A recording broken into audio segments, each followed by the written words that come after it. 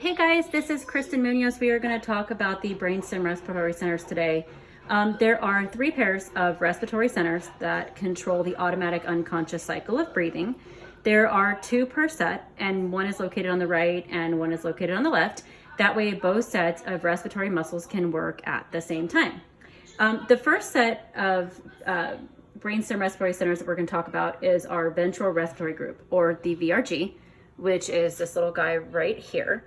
The VRG is located in the medulla oblongata and is an elongated nucleus that contains a web of inspiratory neurons and also a web of expiratory neurons. Now, the VRG controls our quiet breathing respiratory rhythm. So to begin our inspiration or inhalation, the I neurons or inspiratory neurons are going to begin firing, and those are going to fire for about 2 seconds. Now, they are going to send out the signal right here from the VRG down to the spinal integrating centers. So once they reach that spinal integrating center, they are then going to be sent on to both the intercostal nerves, which are then going to send out the message to the external intercostal muscles, as well as the phrenic nerves to the diaphragm. So the contraction of these muscles is basically going to enlarge the thoracic cage and cause inspiration or inhalation.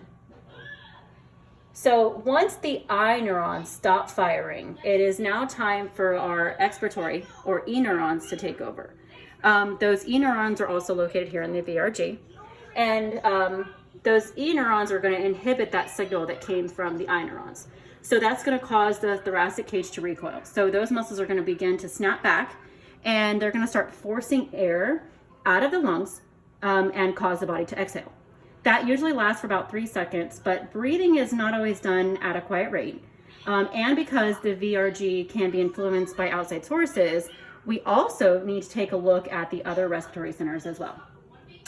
Now, the next group we're going to talk about is our DRG.